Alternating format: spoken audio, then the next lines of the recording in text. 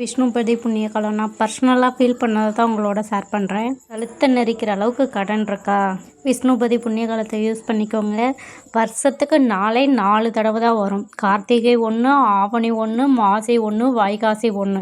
நான் இப்போ வைகாசி 1 தான் சாமி கும்பிட போகிறேன். நான் ஏற்கனவே மாசி 1 கும்பிட்டேன். ரொம்பவே நல்லா இருக்குது. மாசிலேருந்து தான் என்னோடய லைஃபே ஸ்டார்ட் ஆச்சுன்னு கூட நான் சொல்லலாம். அபிஜித் நட்சத்திரம் வழிபாடு எந்த அளவுக்கு பவர்ஃபுல்லோ அதே மாதிரி தான் இந்த விஷ்ணுபதி புண்ணியகாலமும் பவர்ஃபுல். இதை எப்படி சாமி கும்பிடணும் அப்படின்னு கடைசி வரையும் பாருங்கள். எதையும் ஸ்கிப் பண்ணிடாதீங்க. நான் எப்படி கடன்லேருந்து மீண்டேன், நான் என்ன மந்திரம் சொன்னேன் எல்லாமே சொல்கிறேன். நீங்கள் நான் வழிபட்ட மாதிரியே வழிபடுங்க.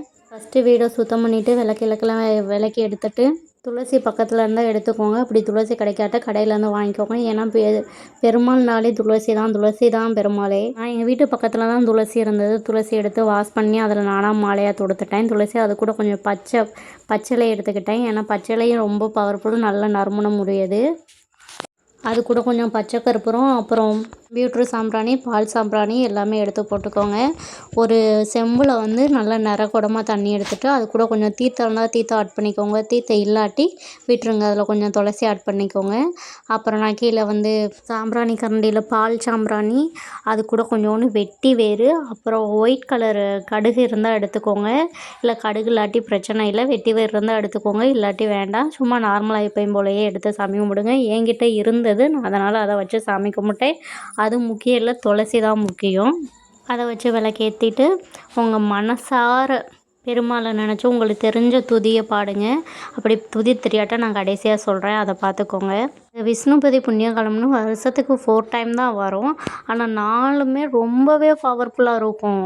அது எவ்வாறு யூஸ் பண்ணணும்னு பார்த்தீங்கன்னா, உங்கள் கோயில் பக்கத்தில் கோயில் இருந்துச்சுன்னா அந்த பெருமாள் கோயிலுக்கு போயிட்டு வாங்க. பெருமாள்ன்றாலே செல்வம் செழிப்போடு இருக்கிறவர் தான். அந்த செல்வம் எனக்கு கடைசி வரையும் கூட வரணும். அந்த லட்சுமி தாய் எங்கள் வீட்டில் உட்காரணும். இல்லை எனக்கு கடன் பிரச்சனை அதிகமாக இருக்குது, அதுலேருந்து நான் மீண்டு வரணும் அப்படிலாம் நினச்சிங்கன்னா எந்த மாதிரி சாமி கும்பிடணுன்னு பார்த்தீங்கன்னா, பக்கத்தில் இருக்க பெருமாள் கோயிலுக்கு போயிட்டு உங்கள் சக்திக்கு என்ன முடியுமோ, ஒரு பிஸ்கட்டோ ஒரு சாப்பாடோ என்ன முடியுமோ உங்களுக்கு இல்லாதவங்களுக்கு பார்த்து வாங்கி கொடுங்க. பக்கத்தில் ஆடு மாடு நாய் இந்த மாதிரி இருக்கும். அதுகளுக்கு ஏதாவது இருந்தால் உங்களால் முடிஞ்சதை பண்ணுங்கள். பெருமாள் கோயிலில் ஒரு சின்ன தூசி இருந்தால் கூட அதை எடுத்து அங்கிட்டு போடுங்க. இல்லை ஒரு குப்பை கிடந்தால் எடுத்து போடுங்க. இல்லை உங்களால் முடிஞ்ச அபிஷேகம் பண்ணுங்கள், மாலை வாங்கி போடுங்க. என்ன செஞ்சாலுமே அது பெருமாளுக்கு புண்ணியம் தான். புண்ணிய காலம்ன்றது ரொம்பவே பவர்ஃபுல். உங்கள் மனசார உருகி சாமி கும்பிடுங்க. அந்த பெருமாளும் லட்சுமி தேவியும் நம்ம கும்பிட்றதுலேயே நம்ம வீட்டுக்கு வந்துடுவாங்க. அந்தளவுக்கு தான் நான் பர்சனலாக ஃபீல் பண்ணேன். போன டைம் நான் கும்பிட்டது உண்மையிலேயே வீண் போகலை. பெருமாளுக்கு விளக்கேற்றிட்டு அது கூட அந்த பூவும் துளசியும் சேர்த்து மேலே போட்டுட்டு இந்த துதியை பாடுங்க. ஓம் நமோ நாராயணா, ஓம் நமோ நாராயணா. திருவேங்கமுடையானே போற்றி, கமலக்கண்ணனே போற்றி, கவலைகள் தீர்ப்பவனை போற்றி, காத்து ரசிப்பவனை போற்றி, ஸ்ரீமன் நாராயணா. அவ்வளோதான், சிம்பிளாக தான் இருக்குது. இந்த துதியை நான் கீழே கொடுக்குறேன், யூஸ் பண்ணிக்கோங்க.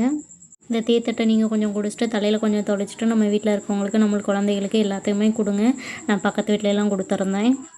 இதை பண்ணிவிட்டு எப்படி இருக்குன்னு சொல்லி கமெண்ட் பண்ணுங்கள். உண்மையிலேயே ரொம்பவே பாசிட்டிவ் எனர்ஜியாக இருக்கும். நாளைக்கு மறக்காமல் எல்லோரும் கோயிலுக்கு போயிட்டு வந்துடுங்க. மறக்காமல் கமெண்ட் பண்ணுங்கள், சப்ஸ்கிரைப் பண்ணுங்கள். ஓம் நமோ நாராயணா.